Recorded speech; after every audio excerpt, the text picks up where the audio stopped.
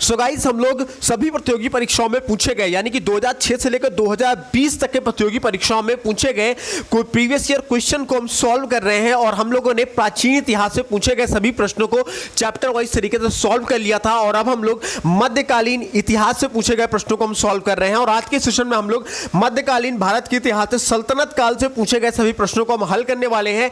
यह वीडियो दोस्तों आपके सभी प्रतियोगी परीक्षाओं के लिए बहुत ही ज्यादा इंपॉर्टेंट होगी, चाहे आप एसएससी की परीक्षा दें, यूपी ट्रिपल एससी की परीक्षा दें, यूपीएसआई 2021 की परीक्षा देने वाले हो, या यूपी ट्रिपल एससी पीईटी की परीक्षा देने वाले हो, या कोई भी प्रतियोगी परीक्षाएं आप देंगे, सभी में यह सेशन बहुत ही ज्यादा काम आने वाला है। 80% से ज्यादा क्वेश्चन आप लोगों को हमारे इसी सेशन से देखने को मिलेगा। और ये सेशन तब तक चलेगा दोस्तों जब तक हम लोग सभी विषयों का previous year question chapter wise तरीके से सॉल्व नहीं कर लेते हैं। इसलिए सेशन को शुरू से लेकर एंड तक जरूर देखिएगा। साथ ही साथ सेशन को लाइक करना बिल्कुल ना भूलिएगा, शेयर करना आप लोगों की रिस्पॉन्सिबिलिटी है। और अगर आप चैनल पे हमारे पहली बार आ रहे हैं तो सब्सक्राइब करके बेल आइकन को जरूर प्रेस कीजिए, ताकि हमारे हर वीडियो के लेटेस्ट अपडेट सबसे पहले आपको मिले। तो चलिए शुरुआत करते हैं हमारे आज के पहले क्वेश्चन से। देखते हैं हमारा आज का पहला क्वेश्चन क्या कहता है। ध्यान से पढ़िएगा एक एक क्वेश्चन को और एक एक ऑप्शन को। क्वेश्चन है, दिल्ली सल्तनत का शासन कब प्रारंभ हुआ? चार ऑप्शन दिया गया है। पहला है 1106 ईस्वी में, दूसरा है 1206 ईस्वी में, तीसरा है 1306 ईस्वी में, चौथा है दोस्तों 1406 ईस्वी में। तो इसका सही आंसर हो जाएगा दोस्तों 1206 ईस्वी में। जी हाँ दोस्तों, दिल्ली सुल्तान का जो शासन होता है वो 1206 ईस्वी से प्रारंभ हुआ करता है। दरअसल दोस्तों 1206 ईस्वी में, कब? 1206 ईस्वी में ही मोहम्मद गौरी की मृत्यु हुआ करती है। और मोहम्मद गौरी की मृत्यु के पश्चात ही कुतुबुद्दीन ऐबक का औपचारिक रूप से राज्यारोहण किया जाता है। और कुतुबुद्दीन ऐबक का राज्यारोहण कहां किया गया दोस्तों? तो कुतुबुद्दीन ऐबक का जो राज्यारोहण है वो लाहौर में किया गया, ठीक है ना। और कुतुबुद्दीन ऐबक ही दिल्ली का पहला तुर्क शासक था। और कुतुबुद्दीन ऐबक को ही दोस्तों हम लोग तुर्की में और भारत में तुर्की राज्य का और दिल्ली सल्तनत का संस्थापक माना करते हैं, ठीक है ना। इसलिए इस क्वेश्चन का जो सही आंसर हो जाएगा वो आपका ऑप्शन नंबर बी हो जाएगा, 1206 ईस्वी। चलिए बढ़ते हमारे नेक्स्ट क्वेश्चन तरफ। नेक्स्ट क्वेश्चन हमारा क्या कहता है, आइए देखते हैं। नेक्स्ट क्वेश्चन कह रहा है कि निम्नलिखित में से किसने दिल्ली की सल्तनत पर राज नहीं किया? चार ऑप्शन दिया गया है। पहला है गुलाम वंश, दूसरा सैयद वंश, तीसरा है खिलजी वंश और चौथा है दोस्तों गौरी वंश। तो दोस्तों इस क्वेश्चन का सही आंसर हो जाएगा ऑप्शन नंबर डी। क्या हो जाएगा दोस्तों? ऑप्शन नंबर डी इस क्वेश्चन का सही जवाब हो जाएगा, गौरी वंश। जी हाँ दोस्तों, दिल्ली सल्तनत का अगर काल हम लोग देखें तो 1206 ईस्वी से लेकर के 1526 ईस्वी तक रहता है, ठीक है ना। और इन ईस्वी के बीच में, मतलब 1206 से लेकर 1526 के बीच में मुख्य रूप से गुलाम वंश, खिलजी वंश और तुगलक वंश, सैयद वंश और लोधी वंश हुआ करते हैं। जबकि ये जो गौर वंश है, यानी कि जो गौरी वंश है, इसका संस्थापक मोहम्मद गौरी की मृत्यु 1206 ईस्वी में ही हो जाया करती है। और 1206 ईस्वी से दोस्तों दिल्ली सल्तनत का शासनकाल शुरू होता है। इसलिए स्पष्ट है कि जो गौरी वंश है दोस्तों, इसने कभी भी दिल्ली पर या दिल्ली सल्तनत पर राज नहीं किया है। इसलिए इस क्वेश्चन का सही ऑप्शन नंबर डी हो जाएगा, गौरी वंश, ठीक है। अब बढ़ते हैं हमारे नेक्स्ट क्वेश्चन तरफ। नेक्स्ट क्वेश्चन को आइए देखते हैं। ध्यानपूर्वक क्वेश्चन को पढ़िएगा, बहुत ही इंपॉर्टेंट क्वेश्चन है, ठीक है। क्वेश्चन कह रहा है अजमेर में 2.5 दिन का झोपड़ा किसने बनवाया है? तो दोस्तों चार ऑप्शन दिया गया इसके लिए। पहला है कुतुबुद्दीन ऐबक, दूसरा है अलाउद्दीन खिलजी, तीसरा है बलबन, चौथा है दोस्तों मोहम्मद बिन तुगलक। तो इसका जो सही आंसर हो जाएगा वो ऑप्शन नंबर ए हो जाएगा, कुतुबुद्दीन ऐबक। जी हाँ दोस्तों, अजमेर में 2.5 दिन का झोपड़ा या फिर 2.5 दिन का झोपड़ा, किसी भी नाम से आप जान लो, ठीक है ना, दोनों ही नाम इसी का है। तो 2.5 दिन का झोपड़ा नाम का जो मस्जिद है, ये मस्जिद को कुतुबुद्दीन ऐबक ने बनवाया था। और दोस्तों ये संस्कृत विश्वविद्यालय के स्थान पर बनाया गया था ये मस्जिद को, ठीक है ना। और कुतुबुद्दीन ऐबक के द्वारा अगर हम लोग और अन्य इमारतों की अगर बात करें तो उनमें से एक तो आप जान ही गए 2.5 दिन का झोपड़ा है। इसके अलावा कुव्वतुल इस्लाम है और कुतुब मीनार भी शामिल है, ठीक है ना। कुतुबुद्दीन ऐबक के द्वारा बनवाई गई इमारतों में से एक। तो इस क्वेश्चन का सही आंसर हो जाएगा ऑप्शन नंबर ए। क्या हो जाएगा? Option number A, Qutbuddin Aibak. अब आइए बढ़ते हैं हमारे नेक्स्ट क्वेश्चन तरफ। नेक्स्ट क्वेश्चन हमारा क्या कहता है? कहता है निम्नलिखित को काल क्रम अनुसार रखें, ठीक है ना। काल क्रम के अनुसार इसको रखना है, ठीक है। 5 दिए गए हैं। पहला तुगलक है, दूसरा लोधी है, तीसरा सैयद है, चौथा इलबारी है, पांचवा खिलजी है, ठीक है ना। तो आइए इनको काल क्रम के हिसाब से हम लोग अरेंज करके शुरू करते हैं। तो पहले तुगलक वंश की अगर हम लोग बात करें, किसकी, तुगलक वंश की, तो तुगलक वंश का जो शासन काल है ये 1320 से लेकर, कब से, 1320 से लेकर के 1414 के बीच में रहता है। अब बात करेगा लोधी वंश की, तो लोधी वंश का दोस्तों 1400, कब से, 1451 से लेकर के 1526 के बीच में रहता है। और अगर बात करें किसकी, सैयद वंश की, तो सैयद वंश का दोस्तों 1414 से लेकर के, ठीक है ना, 1414 से लेकर के 1451 के बीच में रहता है। अगर बात करें किसकी, इलबारी वंश की, तो इलबारी तुर्क की अगर हम बात करें तो इनका जो शासन काल होता है ये 1210 से लेकर के 1266 के बीच में रहता है। और अगर खिलजी वंश की बात करें तो खिलजी वंश का दोस्तों 1290 से लेकर के, कब से, 1290 से लेकर के 1320 तक रहता है, ठीक है ना। तो अब आओ इनको कालक्रम के हिसाब से रखना शुरू करते हैं। तो कालक्रम के हिसाब से रखें तो सबसे पहले नंबर पे आपका इलबारी आता है 1210 से लेकर 1266 के बीच में, ठीक है। उसके बाद अब दूसरा रखे इलबारी के बाद हमारा देखो खिलजी वंश आ रहा है 1290 से लेकर के 1320 के बीच में, बात समझ में आ रहा है आपको, ठीक है। उसके बाद अगर हम लोग अब अगला रखें तो तुगलक वंश आ रहा है 1320 से लेकर के 1414 के बीच में। इसका मतलब 4 5 1 3 2 ये जो सीक्वेंस बन रहा है ये सही सीक्वेंस बन रहा है कालक्रम के हिसाब से। तो इस क्वेश्चन का सही ऑप्शन जो हो जाएगा वो ऑप्शन नंबर डी हो जाएगा, ठीक है ना। 4 5 1 2 3 मतलब कि पहला इलबारी है, दूसरा खिलजी है, तीसरा तुगलक है और इसके बाद जो चौथे नंबर पे आपका सैयद आता है और 5वें नंबर पे आपका तुगलक वंश आया करता है, ठीक है। अब बढ़ते हैं हमारे नेक्स्ट क्वेश्चन तरफ। नेक्स्ट क्वेश्चन हमारा क्या कहता है, आइए देखते हैं। नेक्स्ट क्वेश्चन कह रहा है कि किस शताब्दी में दिल्ली का कुतुब मीनार बनाया गया था। तो दोस्तों चार ऑप्शन दिए गए, 13वीं शताब्दी, 12वीं शताब्दी में, 13वीं शताब्दी में, 14वीं में या 11वीं में। तो दोस्तों जो शताब्दी यहाँ पे पूछा गया तो शताब्दी के हिसाब से जो कुतुब मीनार है ये आपके 13वीं शताब्दी में बनाया गया था, ठीक है ना। लेकिन कुतुब मीनार से रिलेटेड दोस्तों दो अन्य क्वेश्चन भी बना करते हैं। एक क्वेश्चन तो आपका पूछता है कि भाई कुतुब मीनार का निर्माण किसने शुरू करवाया था, एक पूछता है कि कुतुब मीनार का निर्माण कार्य किसने करवाया था। एक क्वेश्चन और बनता है दोस्तों कि कुतुब मीनार की जो लास्ट की जो 2 मंजिल है उसको किसने बनवाया है, ठीक है ना। तो इन सभी को हम डिस्कस करेंगे, आगे क्वेश्चन इसमें पूछे भी गए हैं आपके प्रतियोगी परीक्षाओं में, ठीक है ना। तो मैं आपको बताऊं कि कुतुब मीनार का जो निर्माण है इसको कुतुबुद्दीन ऐबक ने शुरू करवाया था, ठीक है ना। किसने, कुतुबुद्दीन ऐबक ने शुरू करवाया था। और कब शुरू करवाया था, 1210 ईस्वी से 1206 ईस्वी से लेकर के 1210 ईस्वी के बीच में इसका निर्माण काल शुरू हुआ करता है।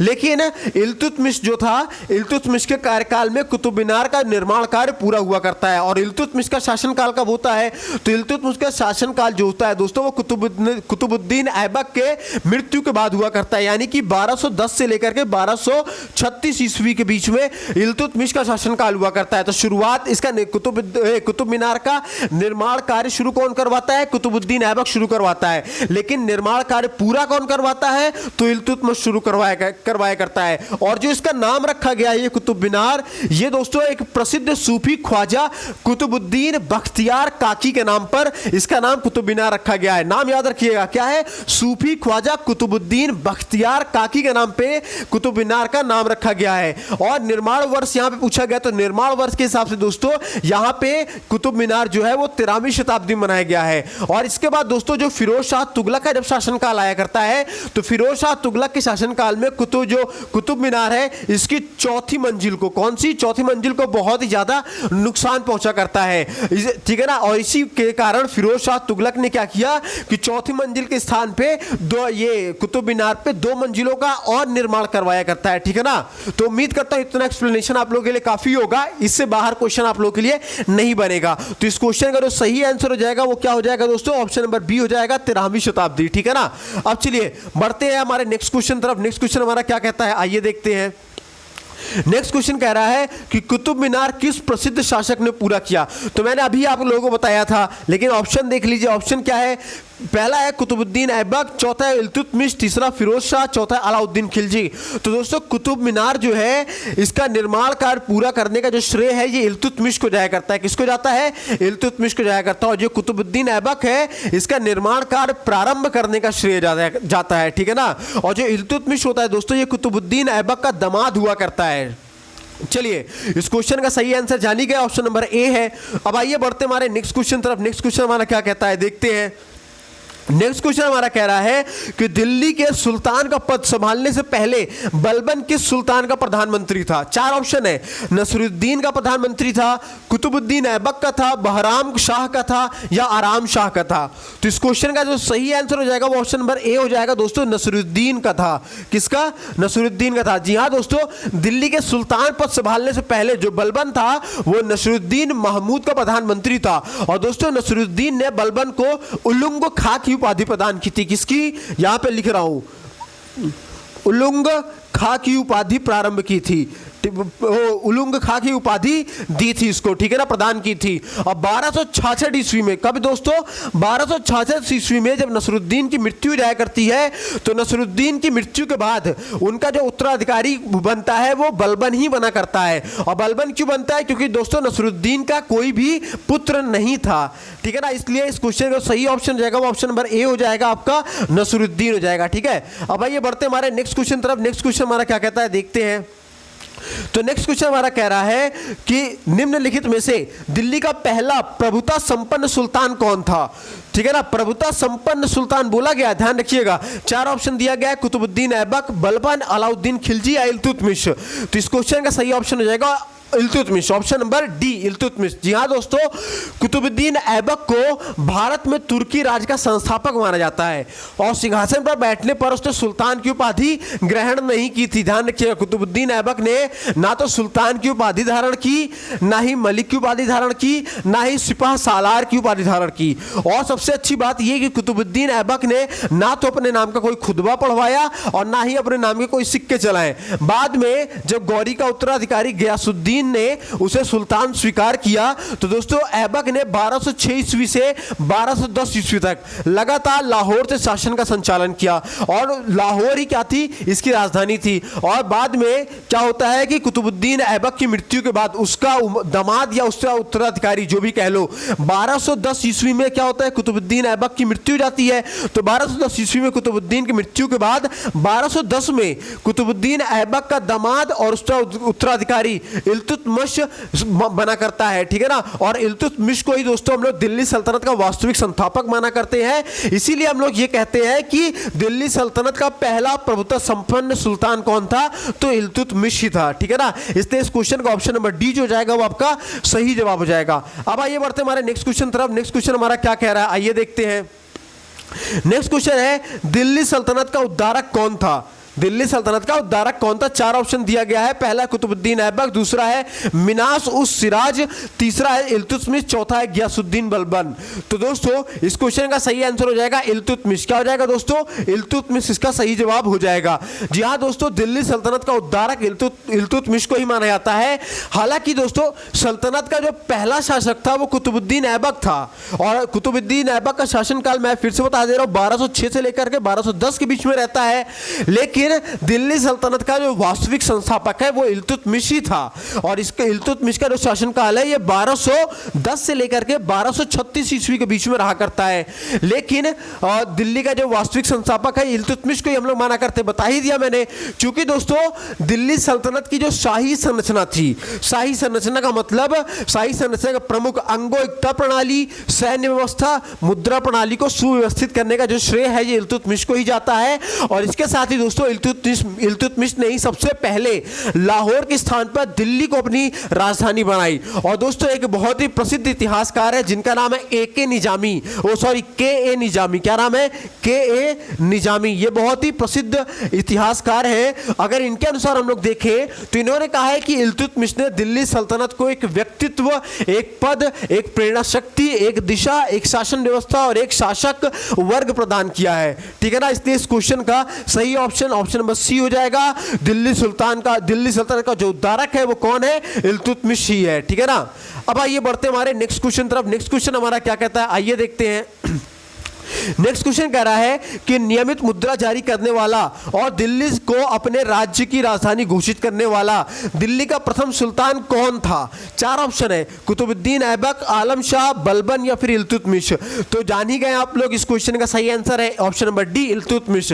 जी हाँ दोस्तों, इल्तुतमिश ने ही नियमित मुद्रा जारी की थी और दोस्तों दिल्ली को अपने साम्राज्य की राजधानी भी घोषित की थी, ठीक है ना।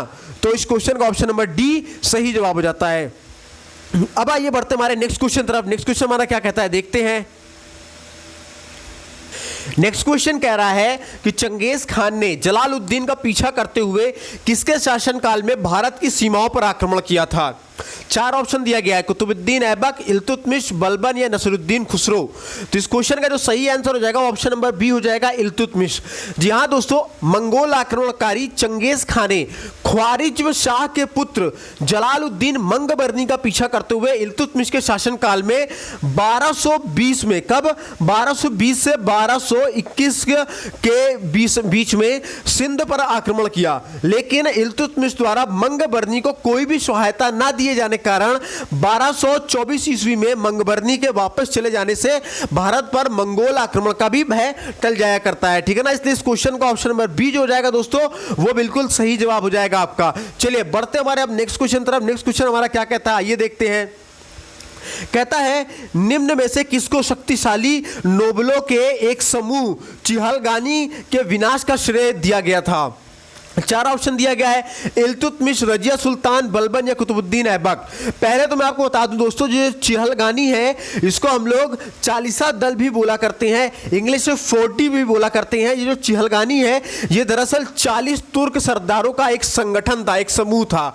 और दोस्तों जो बलबन था जिसका शासनकाल 1266 ईस्वी से लेकर 1287 ईस्वी के बीच में रहता है, तो बलबन ने इल्तुतमिश द्वारा स्थापित 40 तुर्की सरदारों के दल, जिसको हम लोग चिहलगानी बोलते हैं, इसको समाप्त कर दिया था, या चालीसा बोलते हैं, इसको समाप्त कर दिया था। तो इस क्वेश्चन का जो सही ऑप्शन हो जाएगा ऑप्शन नंबर सी हो जाएगा। ठीक है ना, अब आइए बढ़ते हमारे नेक्स्ट क्वेश्चन तरफ। नेक्स्ट क्वेश्चन हमारा क्या कहता है, देखते हैं। नेक्स्ट क्वेश्चन हमारा कह रहा है कि प्रसिद्ध फारसी त्योहार नवरोज का प्रवर्तन किसने किया। चार ऑप्शन है, अलाउद्दीन खिलजी ने, इल्तुतमिश ने, फिरोज तुगलक ने या बलबन ने। तो इसका सही ऑप्शन हो जाएगा ऑप्शन नंबर डी, बलबन ने। जी हाँ दोस्तों, प्रसिद्ध फारसी त्योहार नवरोज का प्रवर्तन बलबन द्वारा ही किया गया था। और बलबन ने दोस्तों अपनी प्रतिष्ठा तथा दरबारी शिष्टाचार बढ़ाने के लिए फारसी परंपराओं को अपनाया, जिसके तहत उसने अपने दरबार में सिजदा, क्या दोस्तों ध्यान रखिएगा बहुत इंपॉर्टेंट क्वेश्चन बनता है, सिजदा और पायबोस, यहां पे लिख रहा हूं, सिजदा और पायबोस, सिजदा और पायबोस, ठीक है ना, की प्रथा प्रारंभ की और अपना संबंध फिरदौसी के शाहनामा में वर्णित अफर शियाब से जोड़ा। किससे? अफर शियाब से जोड़ा। ठीक है ना, ध्यान रखिएगा। तो इस क्वेश्चन का जो सही ऑप्शन हो जाएगा ऑप्शन नंबर डी हो जाएगा, बलबन। क्या हो जाएगा दोस्तों? बलबन हो जाता है, ऑप्शन नंबर डी। अब आइए बढ़ते हमारे नेक्स्ट क्वेश्चन तरफ। नेक्स्ट क्वेश्चन हमारा क्या कहता है, देखते हैं। कह रहा है चिहलगानी या 40 के रूप में विख्यात तुर्की सामंतों की शक्ति को भंग करने वाला प्रथम दिल्ली सुल्तान कौन है। चार ऑप्शन है, कुतुबुद्दीन ऐबक, बलबन, इल्तुतमिश या रजिया। तो दोस्तों अभी क्वेश्चन किया गया था, लेकिन ये क्वेश्चन जब किया गया था तो पूछने का तरीका दूसरा था। इस बार देखो पूछने का तरीका इसने चेंज कर दिया है। मतलब ये है कि आपकी प्रतियोगी परीक्षाओं में क्वेश्चन कहीं से नए नहीं बनते हैं, यही क्वेश्चन होते हैं जो बार बार आपके रिपीट किए जाते हैं। इसीलिए हम आप लोग के लिए प्रीवियस ईयर क्वेश्चन के सेशन को लेकर के चल रहे हैं, जो कि बेहद इंपॉर्टेंट है आपकी सभी प्रतियोगी परीक्षाओं के लिए। और देख रहे हैं किस तरीके से टॉपिक वाइज तरीके से हमने आप लोग के लिए इस क्वेश्चन को अरेंज किया है। इतने के लिए, इतनी मेहनत के लिए दोस्तों एक लाइक तो जरूर दे दीजिएगा वीडियो को, और साथ ही कम से कम 4 दोस्तों तक ये वीडियो जरूर शेयर कीजिएगा दोस्तों प्लीज। ये हमारी बहुत ही जबरदस्त इसमें मेहनत लगती है इसको बनाने में, ठीक है ना। चलिए अब देखते हैं। तो ये जो 14वां क्वेश्चन है, ये जो चिहलगानी या 40 के रूप में विख्यात तुर्की सामंतों को भंग करने वाला जो पहला दिल्ली सुल्तान है वो कौन है, तो वो दोस्तों आपका बलबन ही है। जी हाँ दोस्तों, ये इल्तुतमिश के द्वारा जो स्थापित किया गया था 40 सामंतों के समूह का, इसको इल्तुतमिश के मृत्यु के बाद राजनीति में ये जो 40वां दल था, ठीक है ना, इनका राजनीति में हस्तक्षेप बहुत ज्यादा बढ़ जाया करता है। तो बलबन भी क्या था, और जो बलबन की बात करें तो बलबन भी पहले इन्हीं 40वां दल के बीच का एक सदस्य ही था, ठीक है ना। लेकिन बाद में ये बलबन क्या करता है, इस शक्ति को भंग कर दिया करता है, ठीक है ना। तो इस क्वेश्चन का जो ऑप्शन नंबर बी हो जाएगा वो आपका सही जवाब हो जाएगा। अब आइए नेक्स्ट क्वेश्चन पे हम लोग आते हैं। नेक्स्ट क्वेश्चन बेहद इंपॉर्टेंट है, डबल स्टार बनेगा, कई बार आपके एग्जाम में पूछा गया है, ठीक है ना, कि रजिया सुल्तान किसकी बेटी है। चार ऑप्शन है, अल्तमश यानी इल्तुतमिश की, कुतुबुद्दीन ऐबक की, नसरुद्दीन की या बलबन की। तो दोस्तों ये जो रजिया सुल्तान है ये आपके अल्तमश की बेटी थी, यानी कि इल्तुतमिश की बेटी थी। थी। जी हाँ दोस्तों, जो रजिया सुल्तान है ये गुलाम वंश की शासिका थी और वो उत्तर भारत की पहली मुस्लिम महिला शासिका थी। और दोस्तों साथ ही ये इल्तुतमिश की पुत्री थी। और सबसे बड़ी बात यह कि रजिया ने पर्दा प्रथा को त्याग करके पुरुषों की तरह चोगा और कुलाह पहनकर राज दरबार में खुले मुंह से जाया करती थी। और दोस्तों इन्होंने 1236 से लेकर के 1240 ईस्वी के बीच में शासन किया, यानी 4 वर्षों तक इन्होंने क्या किया, शासन किया। बाद में इनको षड्यंत्रों के माध्यम से इसको हटा दिया जाता है, लेकिन 4 साल तक इन्होंने शासन किया, ठीक है ना। और इसमें क्वेश्चन जरूर पूछा जाता है, इसलिए इस क्वेश्चन को जरूर नोट कर लीजिएगा कहीं भी ना। अब आइए नेक्स्ट क्वेश्चन पे हम लोग आते हैं। नेक्स्ट क्वेश्चन हमारा क्या कहता है कि भारत की प्रथम महिला शासिका कौन थी। 4 ऑप्शन दिया गया है, नूरजहां, रजिया सुल्तान, रानी रुद्रमा देवी या रानी दीदा। तो दोस्तों इस क्वेश्चन का जो सही आंसर हो जाएगा ऑप्शन नंबर बी हो जाएगा, रजिया सुल्तान। जी हाँ दोस्तों, भारत की प्रथम महिला शासिका रजिया ही थी। जी हाँ दोस्तों, मध्यकालीन भारत की प्रथम महिला शासिका रजिया सुल्तान थी और व्यक्तिगत दृष्टि से उन्होंने भारत में पहली बार स्त्री के संबंध में इस्लाम की परंपराओं का उल्लंघन किया और राजनीतिक दृष्टि से अपने राज्य की शक्ति को सरदारों अथवा सूबेदारों में विभाजित करने के स्थान पे सुल्तान के हाथों में केंद्रित करने पर बल दिया। इस प्रकार उसने इल्तुतमिश के संपूर्ण प्रभुत्व संपन्न राजतंत्र के सिद्धांत का समर्थन किया, जो कि उस समय की परिस्थितियों में तुर्की राज्य के हित में हुआ करता था, ठीक है ना। इसलिए इस क्वेश्चन का ऑप्शन नंबर बी जो हो जाएगा वो बिल्कुल सही जवाब हो जाएगा, ठीक है ना। अब आइए बढ़ते हमारे नेक्स्ट क्वेश्चन तरफ। नेक्स्ट क्वेश्चन हमारा क्या कहता है कि वे 2 वंशज कौन थे जिन्होंने खिलजी शासकों से तत्काल पहले और उसके बाद शासन किया। 4 ऑप्शन है, गुलाम तथा लोधी वंश, सैयद तथा लोधी वंश, गुलाम तथा तुगलक वंश और तुगलक तथा लोधी वंश। तो आइए इस क्वेश्चन को हम लोग पहले समझते हैं, ठीक है ना। अगर हम लोग खिलजी शासकों की अगर हम लोग बात करें, किसकी, ये खिलजी शासकों की बात करें, तो इसका जो शासन काल होता है ये 1290 से लेकर के आपके 1320 तक रहता है, ठीक है ना। 1290 से लेकर 1320 तक रहता है। और इस 1290 से लेकर 1320 के पहले गुलाम वंश हुआ करता है, ठीक है ना। और गुलाम वंश का शासनकाल 1206 से लेकर के 1290 के बीच में रहा करता है, ठीक है ना। 1290 के बीच में रहता है गुलाम वंश का शासनकाल, ध्यान रखिएगा। और इसके बाद दोस्तों जो खिलजी शासक थे, इनके बाद कौन आता है, तुगलक वंश आया करते हैं। और तुगलक वंश का जो शासनकाल हुआ करता है वो 1320 से लेकर के 1412 के बीच में रहा करता है। तो क्वेश्चन में पूछा गया है कि खिलजी शासकों के तत्काल पहले तत्काल बाद की बात की गई है। तो दोस्तों तो तत्काल पहले गुलाम वंश हुआ करते हैं और तत्काल बाद तुगलक वंश हुआ करता है। तो इसलिए इस क्वेश्चन का जो सही ऑप्शन हो जाएगा ऑप्शन नंबर सी हो जाएगा, गुलाम वंश तथा तुगलक वंश। इनका जो सम है, ये जो सन बोला गया है, इनके सन को जरूर याद रखिएगा, काल को जरूर याद रखिएगा, बहुत इंपॉर्टेंट होता है, ठीक है ना। अगर आपको काल याद है तो आप एग्जामिनेशन में कभी कंफ्यूज नहीं होंगे, क्वेश्चन 99% आप सही करके आएंगे, ठीक है ना। अब आइए बढ़ते हमारे नेक्स्ट क्वेश्चन तरफ। नेक्स्ट क्वेश्चन हमारा क्या कहता है कि दिल्ली के खिलजी सुल्तान थे। दिल्ली के खिलजी सुल्तान थे, 4 ऑप्शन है, मंगोल, अफगान, तुर्क या एक जाट कबीला। तो दोस्तों दिल्ली के जो खिलजी सुल्तान थे ये तुर्की थे। कहाँ के थे, तुर्क के थे। जो खिलजी थे दोस्तों ये मूल रूप से तुर्क से आए थे, ठीक है ना। लेकिन अफगानिस्तान में बहुत ही लंबे समय तक रहने के कारण उन्होंने अफगानिस्तान देश की आदतों को और रीति रिवाजों को अपना लिया था। और उनमें से दोस्तों कुछ मोहम्मद गौरी और कुछ महमूद गजनवी के सैनिकों के रूप में भारत आया करते हैं। और मध्य एशिया और अफगानिस्तान में मंगोलों की उथल पुथल के फलस्वरूप इसी जाति के बहुत सारे लोग शरणार्थी के रूप में भी भारत आया करते हैं। इसीलिए अगर हम लोग जातीय दृष्टि से अगर हम लोग देखें तो जातीय दृष्टि से जो खिलजी थे ये कौन थे, ये तुर्की थे, ठीक है ना। लेकिन आए कहाँ थे दोस्तों, ये आए अफगानिस्तान से थे, क्योंकि लंबे समय तक अफगानिस्तान में थे और इनकी जो वेशभूषा, रीति रिवाज, आदत भी इनकी अफगानियों की तरह हो चुकी थी। इसलिए इस क्वेश्चन का सही ऑप्शन हो जाएगा ऑप्शन नंबर सी। अब आइए बढ़ते हमारे नेक्स्ट क्वेश्चन तरफ। नेक्स्ट क्वेश्चन हमारा क्या कहता है, बहुत ही इंपॉर्टेंट क्वेश्चन है, ठीक है ना।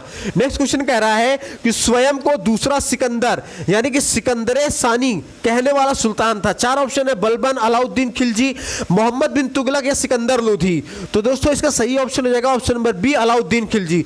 जी हाँ दोस्तों, अलाउद्दीन खिलजी स्वयं को दूसरा सिकंदर या फिर सिकंदर सानी कहता था। और दोस्तों ये खिलजी वंश का सबसे योग्य शासक था और इसने दोस्तों यामिन उल खिलाफत, नासरी उल मोमिनीन की उपाधि भी ग्रहण की थी। यहां पे लिख रहा हूं, नाम बहुत ही जटिल नाम है, याद रखिएगा, ठीक है ना। यामिन क्या है, यामिन उल खिलाफत, यामिन उल खिलाफत नासरी उल मोमिनीन